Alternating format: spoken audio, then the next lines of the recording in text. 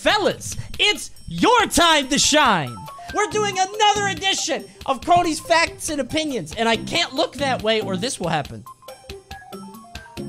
Anyway, last month I did an episode of Facts and Opinions, and at the very end I said, hey, I would like you, the YouTube audience, to give us some, because we make fun of Twitter every single week. Those guys get raked across the coals every single month. So this time, I'm gonna make fun of you. Now, when I put this out, I actually expected it to go in a certain direction. I thought it would be kind of stupid, because a lot of you guys are young, you know? But I guess not. I don't know if you guys just had good parents or what, but there's a lot of thought-provoking discussion to be had tonight, and that's what we're gonna do on tonight's episode of Facts and Opinions, YouTube edition. Oh, and subscribe. If it's your first time here, subscribe. Subscribe. So I hate that I have to tell you to do that. I really do. Our good friend Ryan says, aside from a few exceptions, like, I said accessions? God damn it! Aside from a few exceptions, like Hideo Kojima, auteurs don't exist in the AAA video game industry. So having a name like Keiji Inafune attached to a project should carry virtually no weight in determining if the final product will actually be any good. Is this true? Or is it an opinion? Now, if you don't know what auteurs are, they're basically people who put on, they create art that is quintessentially them. As in, it has their style pretty much through and through, without any other sort of meddling. David Lynch is a good one. And fellas, there it is. It took a second because I didn't prime it. Yeah, it's true. It's true. And you guys know this, right? I think before, this might not have been the case, or at least people wouldn't have known it, because I think there was a time where you could really get a ton of funding from a game. There was a time, I think, where people were a little bit more naive, but with all the people involved with making a game now, giving their input, pushing stuff out, like artists, level designers, even Kojima, man. Kojima is really just a story. It's not a feeling of a game. What about dudes like Toby Fox? I mean, there are a ton in indies. There are tons of indie auteurs. That's why this says AAA video game industry. Reading comprehension. You gotta read the comment to know if it's real or not. And this one was. Thank you, Ryan, for writing it. Chaboy says, oh boy. VTubers are essential to the gaming side of YouTube. It creates toxic fandoms, but it also puts a face on famous YouTubers without revealing their identities, and makes them easier to live their lives depending on how they approach it. Huh? VTubers good? They are essential to the gaming side of YouTube. 80% fake? That's a big-ass number. 4 out of 5 say no. But actually, I think it's true. I'm not memeing. This isn't bait. Okay, the word essential is doing a lot of lifting. Let's get rid of that. Can I inspect element? There. Done. So, once you take out the word essential, then it makes sense, right? Then it's a fact. I feel like we are at the beginning of what may be a cultural revolution in the YouTube and streaming space. And I think it has dire implications for people who make content for a living, because they're gonna have fan bases that feel more and more ownership over what they do. We've seen this before with Star Wars and with shitty toxic fan bases in the past. Now, part of me feels like, and this is my genuine thought, VTubers might be an excellent way to remedy this. Because not only is it you can't see the other person's face, that's not even a real person at that point. Not only is it a character on the screen, it is a character that cannot exist in real life. I think they're important. Can we be friends here? We can? Please? Yes? Yes? I see a lot of yeses. I see a lot of yeses. Thank you. Thank you for hearing my side. Listen, it's scary. I might have to be a VTuber, you know? I might have to get my own avatar. I'll be Vince McMahon. That'd be kind of funny. Ooh, this was actually one of my favorites, and I even commented on it. This one came early. I like this one a lot. If motion controls had been around since the beginning of games, like buttons, people would embrace them today more than buttons. They'd be more advanced. if we had the Wii back in the 80s, right? Or even the 70s, if we could swing our arm and Link go crazy, do you think they would stick around? It's a fun thought exercise, right? And then there would be like some weird games that came out, and it would be like, wait, this has buttons? I need a controller for this? Buttons would be a what champ. If somebody just handed you a controller, that would be a little strange. In this universe, gamers are jacked. That's the way it should have been. You could tell somebody's a gamer not by their Hyrule t-shirt, but by their, you know, strong forearms. You know what? I don't think it's true. I think video games would have died. I don't think that Super Mario Brothers, which has been credited as, like, saving the video game industry, right? If you're playing it the same way as everything else, where you're like, go this way, and you're like this, I think it doesn't really feel as different. It doesn't feel as unique, and it doesn't feel as tight. Now, this all goes into, like, different realities, right? Because if the controls are as tight as they are in the original NES, in that game, which everybody loved, okay, I guess. But I feel like you wouldn't have gotten to that point. If motion controls we've had from the very beginning, the industry would have died like it almost did a few times. But I've been going back and forth on this. Because if they're around and they're good all the way through, then yeah, maybe it would stay alive. And maybe if we're assuming that the industry stayed alive, then yeah, this is absolutely true. If it lives past that point, yeah, for sure. I don't know. I thought a lot about this. I thought about this in an embarrassingly long time. I've been thinking about this a bit. Just, I thought this one was pretty good. I thought about this quite a bit. I thought it was pretty nice. Thank you for your comment, Hoopastank264. Terrible name, but good opinion. K. Oshman. Insects are some of the highest tier animals on the planet. Not video games, but I'll let it slide. Insects better than we give them credit for? Any bug collectors? Any of you guys collect bugs out there? YouTube? Any of you? I know some of you YouTubers. Dude, the YouTube audience, probably like 5% of you guys collect bugs. Well, it's fake. Bugs are gross. Bugs are so gross. They're disgusting. They're kind of cool, but they're not high tier. They're not cute. They're ugly. Pretty much without exception. What does their appearance have to do with this? We're talking about high-tier animals. Cuteness is a big factor. The way you look and present yourself, your appearance matters a lot in this world. No more so than in the animal kingdom. Just viability. I mean, like, what are you talking about viability? There's so many of them. But that doesn't mean anything. You could put 1,000 ants in front of me right now, and I would kill them without a second thought. Does that sound high-tier to you? Insects just don't, they don't really accomplish much. They spend their whole lives making nests and beehives and hills. And then you could just... Last year, a wasp stung me on the head. You know what I did? I got my water hose and I took down its entire life's work. Just... And I wouldn't consider myself a high-tier animal. I'm okay. But if I could kill that many wasps... You know? It says, video games will never make you feel good about your life compared to almost any other hobby outside of the very short term. I started learning an instrument, and after only playing for 2 years, I feel like I've been way more productive with my life than almost 15 years playing video games. To clarify, I'm not saying not to play video games, just that video games should not be anyone's primary hobby like they are for a lot of kids, including me, until recently. Damn, chat split. Bad gamer detected. You think he's just really bad at video games? Maybe you'd like him more if you could beat him.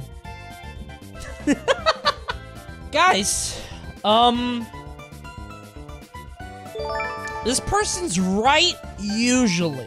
Video games are fine. One, if you have something else going on, right? If you have other hobbies or interests. Or two, if it's in service for something else. Does that make sense? I think that this idea that video games are a very short, sort of short-term, immediate brain food is a salient point. I think people who are particularly,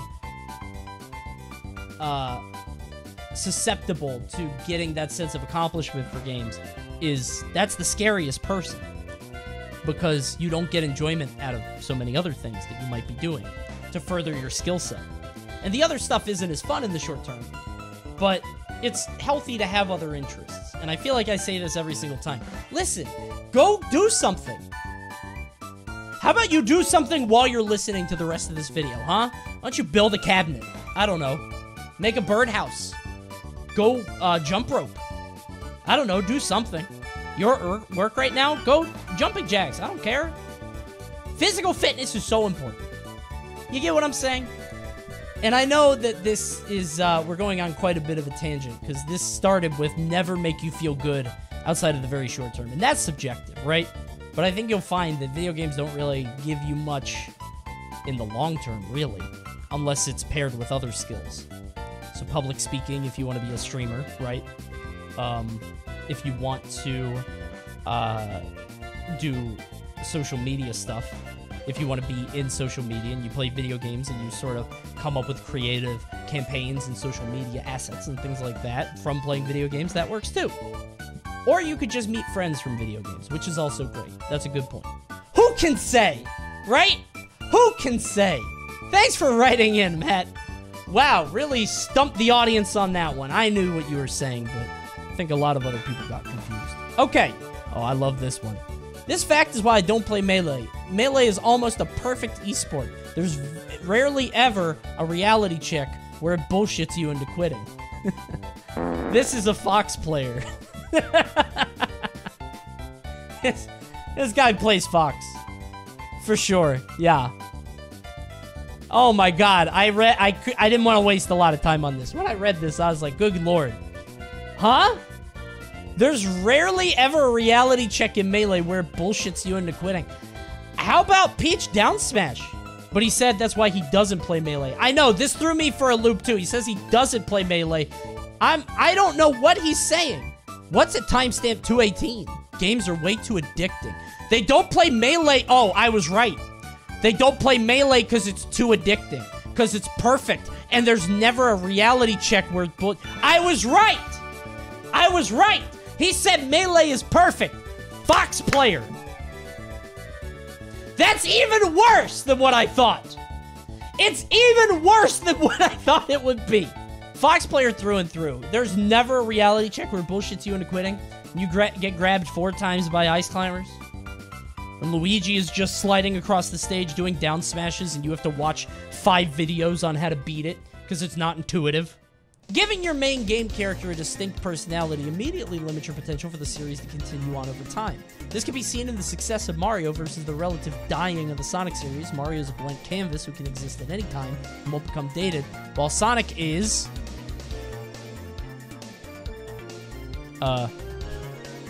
Aha!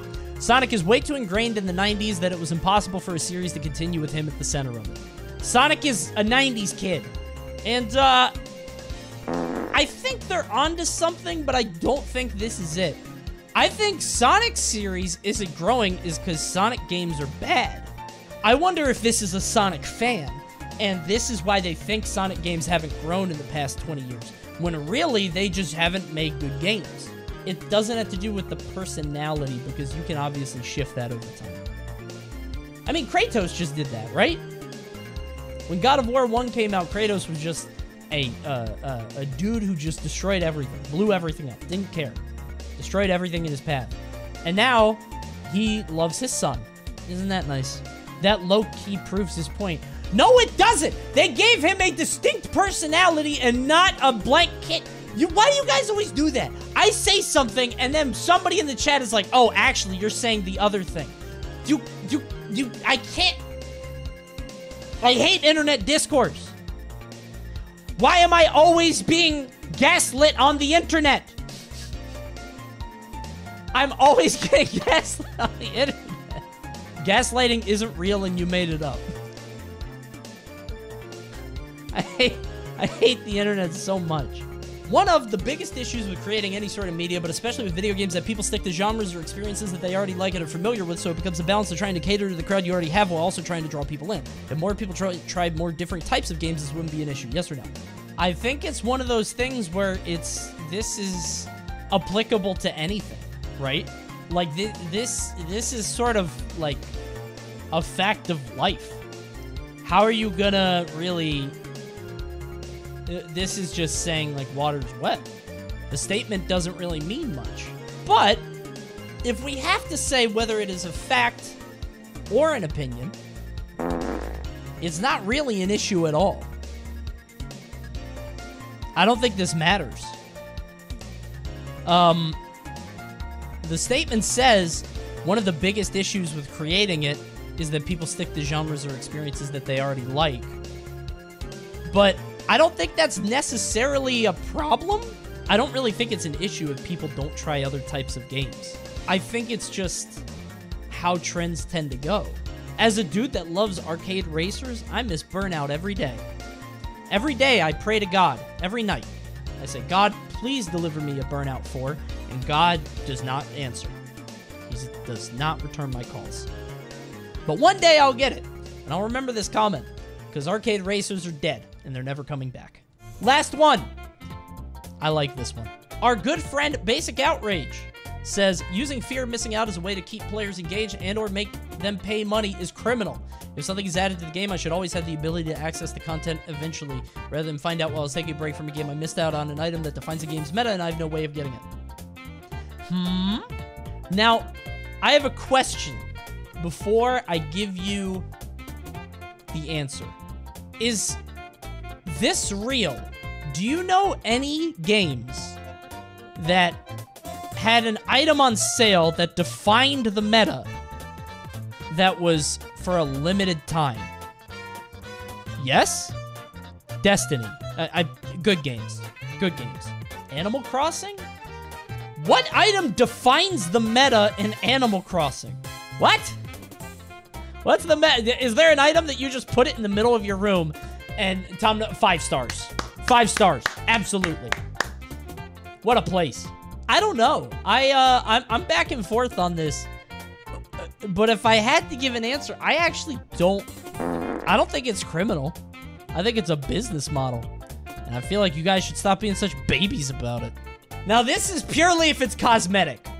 If it's cosmetic, if it doesn't affect the game, which is not what they said, which is why I asked, has it ever actually defined the meta? If it's defining the meta, then it's true. Okay, I'll give it up. I'll give it up. If it's defining the meta, I'll give it up. If it's an item that has actual implications in gameplay, I'll give it up. If it has no implications, wah, I can't with the pink skin, wah, I don't care. Stop being a baby about predatory marketing practices. What marketing practices aren't predatory? It's the world we live in, brother. Do you go to the mall and you're like, bro, 20% off right now? Son of a bitch. I need to report that person to the Better Business Bureau. That's the fucking world. That's the world we live in. It's just business as usual. And I'm not saying it's a good thing or great. I'm just saying it is a thing that happens and it works. FOMO, I think, is fine as a motivator. It's been around since the beginning. You guys know timeshares? Timeshares used to do that shit all the time. You can lock in this deal right now if you sign up today. That's half of hype culture. All sales are FOMO. And I think just because it's in gaming, it's not necessarily a terrible thing. It's just part of the industry changing. But again, I do have the caveat that if we're talking about something that's really going to affect gameplay, then you're right. Yeah, that's shitty. Because everybody has to buy in. Unless there's another caveat. If that game is free to play, I don't give a shit. If that game is free to play, you just drop it. Yeah, actually. I mean, if it's free to play and you don't like it, fuck it. That's the risk that they pull, is they put out something that you need to keep up in the meta, like a new league champion that's stupid for 2 fucking weeks, like a Kali who can hide in her she wasn't new. Kali who could hide. I'm not league posting. Regardless, I'm gonna stop right here. I'm stopping right here. I'm not doing it. I'm being good. I'm being good. And that's going to do it for this episode of Factor Opinion. What was your favorite? Comment below. I won't read these, actually, because I'm not doing this again. This was the YouTube episode. You guys will get another episode in the near future. Don't worry. I'll put it on, it'll be on Twitter for a little while, but then we're going to go back to YouTube. What was your favorite? Was I wrong? Maybe. We just talked about not missing out. Don't miss out on subscribing. Don't close out the video. You're gonna miss videos. You're gonna miss more videos. You have to subscribe right now. In the next 5 seconds, I'm gonna close it. I'm gonna close it. Hurry. Hurry. Okay. Good. Perfect. They got in.